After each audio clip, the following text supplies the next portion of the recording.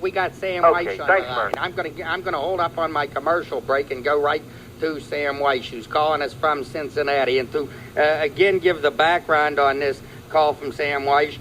Yesterday in our Steeler Hotline show following the game, I stridently said that when Sam Wyche went out on the field to speak to the fallen Bubby Brister, that he was grandstanding it, that it was Bush. I continue to think very firmly that way, and I called Al Heim, the publicist for the Bengals, this morning and asked him, I said, hey, a caller later called and said, why don't you invite Sam Wyche to give his side on your show? I said, good idea. Asked Al Heim to speak to Sam, and Sam agreed to come on the show for a little while tonight. I appreciate your calling, Coach, and I take it that you accepted my invitation, not so that you could agree with me, but so you could tell why I am a dumb cop. Well, I don't know what your IQ is. I don't agree with that statement. I watched a player that I think is going to be a long-time star in this business, and a player that I think that the Pittsburgh Steelers really need in there. He's been a spark plug for them in the last couple of ball games, and came within an eyelash of winning another one yesterday from us. When I see a guy go down like that, it has nothing to do with protocol. It has nothing to do with whether you're in the bush or the trees. It has nothing to do with whether you're grandstanding or not. This was a fellow compeer in the industry that I'm happen to be a part of, and I hated to see it happen. I knew it was not a malicious thing. It's just something that happens in football, and as I watched him and as the thing was prolonged and I could see that he was going to be in serious trouble, I knew I wouldn't get a chance to tell him how sorry I was that it happened after the game, because he'd probably be off to the hospital for x-rays and so forth. I just took the opportunity to go out there. If I'd driving down the street and I saw a car wreck and there was someone out there that was hurting, and I thought that I might be able to help, I'd do the same thing, and it was done in that vein.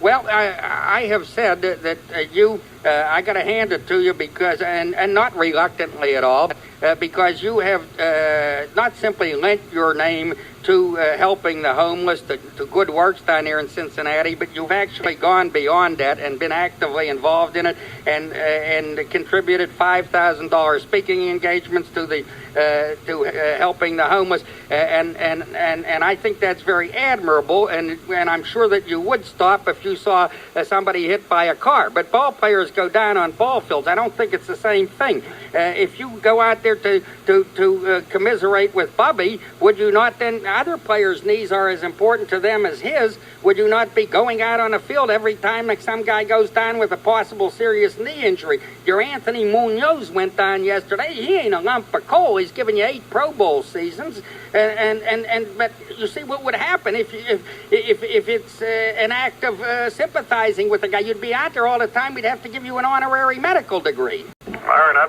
this is my 6 years as head coach. I've never missed a game if I had a player hurt like Bubby that I wasn't on that field. In fact, only at the request of Paul Brown have I stopped going out there when guys are hurt like Anthony. I've done it for 6 years. My players, if one of the opposing players was close to the sideline over there, I've done it before with those players. It's simply a courtesy and an expression of my concern for their health. It has nothing to do with showboating. It's frankly, it's just a cheap shot that you're having to be taking, because I suppose you don't like me for one reason or another. If I was watching another sport or watching another event and something were to take place where I thought I could be of help, I'm going to help. And it really doesn't make a dime's worth of difference what you think about it. Well, it doesn't, I'm sure, to you, but nonetheless, and as far as disliking you personally, I will say that I have objected many times to some of your approaches to the game, but at the same time, as I said, I admire what you have done for the homeless down there. It's not a matter of categorically disliking you, but let me ask you this, Coach, while we stick to this matter of coming on the field. As I told an earlier caller, I've been covering football for close to 40 years, which may mean nothing, but I think some of it has sunk in on me, some of the thinking processes of coaches. And I have noticed, not being a virgin, that in sports today, college and pro, ethics, well, there ain't a whole heck of a lot of them left. and at the same time respect for the opponent. There's not a whole heck of a lot of that left. But I continue to think, Coach, that a coach's sideline and a coach's players are his sideline and his players, and that it is disrespectful, and I used the word bush yesterday, yes indeed, to impose yourself on the other coach's, let's say, territory. Well, I couldn't disagree with you more, obviously.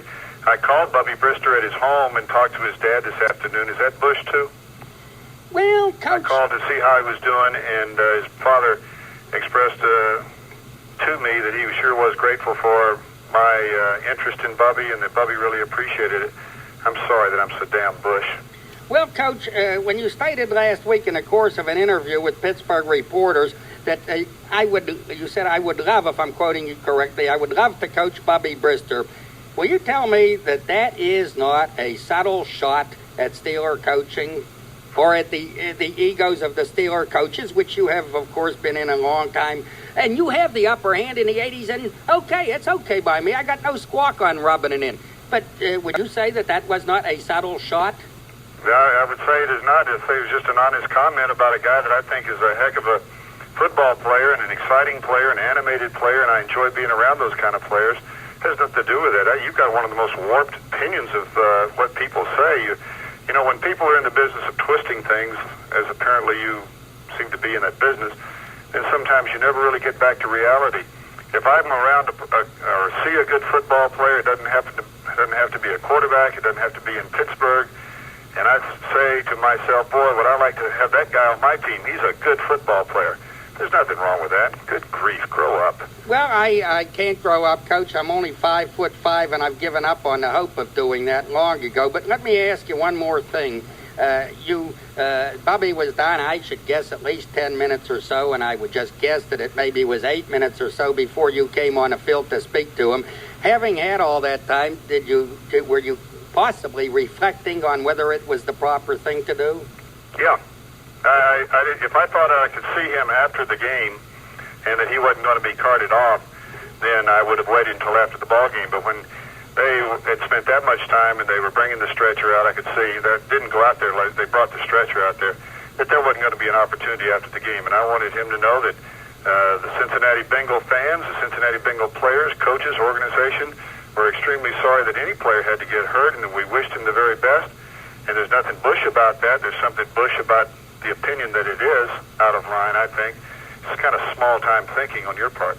Well, Coach, we obviously are poles apart on this. I will thank you for your sportsmanship and being willing to check in with me on the show. And I guess I'll have to start drinking a lot of milk again so I can grow up. But I am sincere in saying I appreciate your phone call. Okay, well, thanks for inviting me on. You're very welcome. Bye now. Bye-bye.